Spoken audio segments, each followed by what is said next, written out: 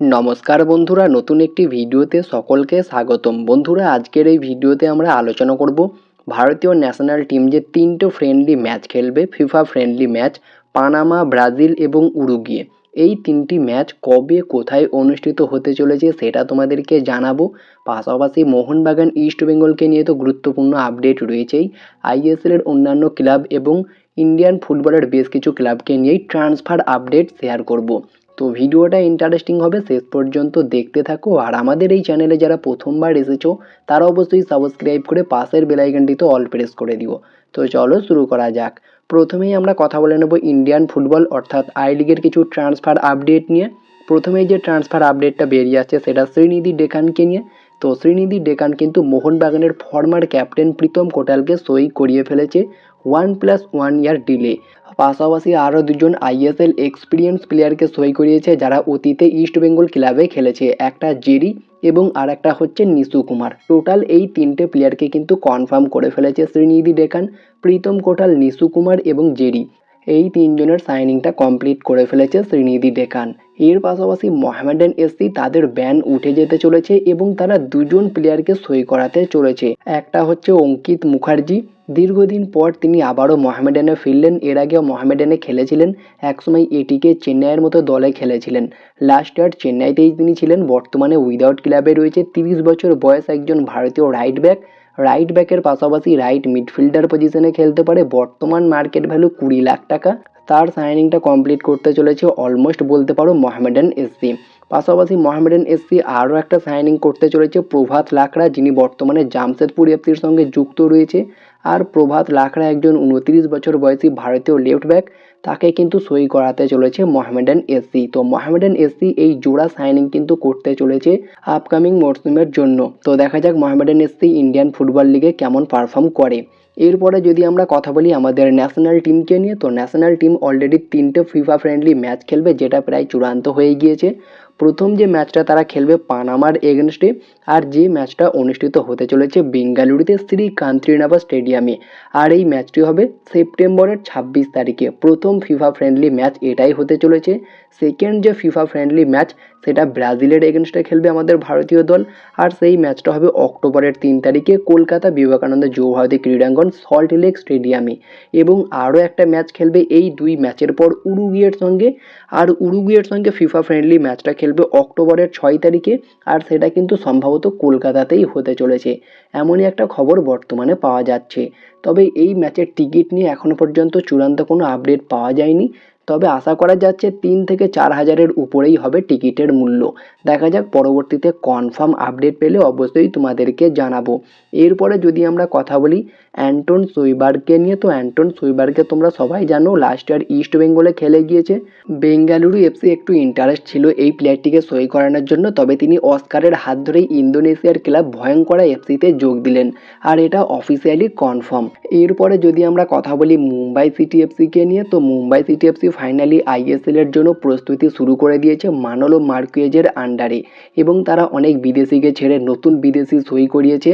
আর বর্তমানে একটা খবর বেরিয়ে আসছে, মুম্বাই কিন্তু সানান মোহাম্মদকে টার্গেট করছে। সানান মোহাম্মদ সদ্য জামশেদপুর এফসিকে থ্যাংক ইউ জানিয়েছে অলরেডি। তার উপরে মোহনবাগান ইস্ট বেঙ্গলের একটু নজর রয়েছে, তবে বর্তমানে মুম্বাইও কিন্তু সেই রেসে যোগ দিয়েছেন। দেখা যাক মুম্বাই তার সাইনিংটা কমপ্লিট করতে পারে কি। এরপরে যদি আমরা কথা বলি ওড়িশা এফসিকে নিয়ে, তো ওড়িশা এফসি কিন্তু ট্রান্সফার মার্কেটে একের পর এক চমক দিচ্ছে। অলরেডি দুজন বিদেশি চূড়ান্ত করে 3 নম্বর বিদেশিকেও তারা কনফার্ম করে ফেললো। আর 3 নম্বর যে বিদেশিটাকে সই করিয়েছে সেটা মার্কাস মার্গুলাহও চূড়ান্ত করে দিয়েছে। একজন ব্রাজিলিয়ান সেন্টার ফরওয়ার্ডকে সই করিয়েছে ওড়িশা এফসি, আর সেই প্লেয়ারটির নাম হচ্ছে এভারটন নাসেমিন্টো, যিনি মেনলি এভারটন নামেই পরিচিত পেয়েছেন। আর এই এভারটন একজন 33 বছর বয়সী ব্রাজিলিয়ান সেন্টার ফরওয়ার্ড। বর্তমান মার্কেট ভ্যালু 1.4 কোটি টাকা। বর্তমানে উইদাউট ক্লাবে রয়েছে, আর তার সইটা কমপ্লিট করে ফেলেছে বলেই খবর বর্তমান সময়ে।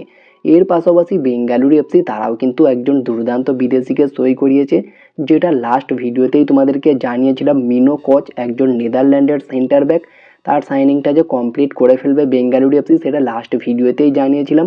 আর গতকালকেই বেঙ্গালুরু এফসি এই মিনো কোচের সাইনিংটা কমপ্লিট করে অফিসিয়াল অ্যানাউন্সমেন্ট করে দিয়েছে।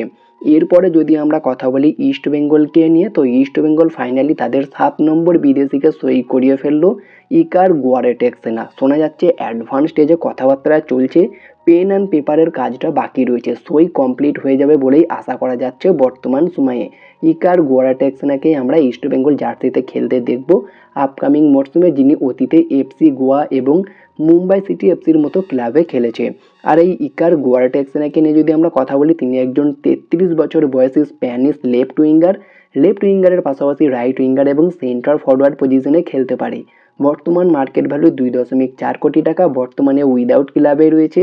আর এই উইদাউট ক্লাবের সুযোগটা নিয়েই কিন্তু ইস্টবেঙ্গল ডিলটা ডান করতে চলেছে। সব কিছু ঠিকঠাক থাকলে খুব দ্রুত অফিসিয়াল অ্যানাউন্সমেন্ট আসবে ইস্টবেঙ্গলের তরফ থেকে। এরপরে যদি আমরা কথা বলি আইএফএ শিল্ড নিয়ে, তো ফাইনালি আইএফএ শিল্ড কিন্তু এই মরশুমেও অনুষ্ঠিত হতে চলেছে, যেটা খুব সম্ভবত 21শে সেপ্টেম্বর থেকে হবে। আর এই আইএফএ শিল্ড মেনলি 6টা টিম নিয়ে অনুষ্ঠিত হবে। চূড়ান্ত আপডেটটা এলে অবশ্যই তোমাদেরকে জানাবো। সেখানে অবশ্যই কলকাতার 3 প্রধান ক্লাব, নর্থ ইস্ট এবং দিল্লি, এরকমই কিছু টিম রয়েছে। মোহনবাগান, ইস্টবেঙ্গল তো থাকছেই। খুব সম্ভবত আরও একটা ডার্বি হয়তো আমরা দেখতে পেতে পারি আইএফএ শিল্ডে। তো যদি আমরা কথা বলি মোহনবাগান টিমকে নিয়ে, তো মোহনবাগান অবশেষে আবারও প্রস্তুতি শুরু করে দিয়েছে। তবে বিশাল কাইত এবং ডেজান রাজিচ এই দুজন অনুশীলন করতে পারছেন না, তাদের একটু চোট রয়েছে। বাকি সবাই কিন্তু অনুশীলন করছেন। আশা করব তাদের চোট খুব দ্রুত সেরে তারাও মূল দলের সঙ্গে অনুশীলন করবে। তবে মোহনবাগান ছুটি কাটিয়ে অনুশীলন শুরু করে দিয়েছে। এরপরে যদি আমরা কথা বলি রবসন রবিনোকে নিয়ে, তো রবসন রবিনো ব্রাজিলিয়ান এই প্লেয়ার কিন্তু এখনও পর্যন্ত মোহনবাগানের সঙ্গেই যুক্ত রয়েছে। 31 বছর বয়সী ব্রাজিলিয়ান এই লেফট উইঙ্গার, যার বর্তমান মার্কেট ভ্যালু 3 কোটি টাকা, মুম্বাই সিটি এফসি নিতে ইন্টারেস্টেড হলেও তার যে স্যালারি সেটা অনেকটা হাই মনে হয়েছে তাদের কাছে, যার ফলে কিন্তু মুম্বাই এই ডিলটা থেকে পিছিয়ে যায়। বসুন্ধরা কিংসে তিনি ফিরে যেতে চেয়েছিলেন, খুব সম্ভবত সেখানেও কিছু স্যালারি সমস্যা দেখা যাচ্ছে এবং ভয়ঙ্করা এফসিতেও তিনি যেতে পারতেন, এরকমই কিছু একটা খবর ছিল। তবে এখনও পর্যন্ত কোনো ক্লাবের তরফ থেকে গ্রিন সিগন্যাল পায়নি রবসন রবিনো বা মোহনবাগান ম্যানেজমেন্ট। ফলস্বরূপ মোহনবাগানে আপাতত 7 নম্বর বিদেশি হিসাবেই রয়েছে এখনও পর্যন্ত রবসন রবিনো। কোনো প্রকার ভালো ডিল যদি না হয়, মেবি রবসন রবিনোকে হয়তো আমরা মোহনবাগান টিমের সাথেই as a 7th foreign player হিসাবে দেখতে পারবো। তো তোমরাও কি চাও রবসনকে 7 নম্বর বিদেশি হিসাবে মোহনবাগান রেখে দিক? কোনো প্লেয়ার খারাপ পারফর্ম করলে বা ফর্ম ভালো না গেলে, চোট পেলে তার পরিবর্তে রবসন রবিনোকে রেজিস্টার করুক, সেটা অবশ্যই কমেন্টে জানিও। আমি তো চাইবো খুবই ভালো হবে এই বিষয়টা। এরপরে যদি আমরা কথা বলি আইএফএ শিল্ডের লাইভ তোমরা কোথায় কিভাবে দেখবে, তো গতবারে আইএফএ শিল্ডের লাইভ কিন্তু SSEN এই অ্যাপটিতে দেখানো হয়েছিল। তবে একদম ফ্রিতে দেখার জন্য কি করতে হবে তোমরা অবশ্যই জানো, জাস্ট এই চ্যানেলটিকে সাবস্ক্রাইব করতে হবে। আর প্রত্যেকটা ম্যাচ তোমরা একদম ফ্রিতে দেখতে পারবে, সেটার ব্যবস্থা আমি করে দেবো। প্রত্যেক ম্যাচের আগে তোমরা লিঙ্ক পেয়ে যাবে। তো অবশ্যই আগে আইএফএ শিল্ডের সূচি অ্যানাউন্সমেন্ট হোক, কবে কোন টিমের ম্যাচ রয়েছে সেটা কনফার্ম হোক, তারপরে তো অবশ্যই তোমরা ম্যাচের লাইভ দেখতে পারবে। লাইভ নিয়ে কোনো টেনশন নেই, তোমরা একদম ফ্রিতেই দেখতে পারবে এই চ্যানেলটি সাবস্ক্রাইব করলে।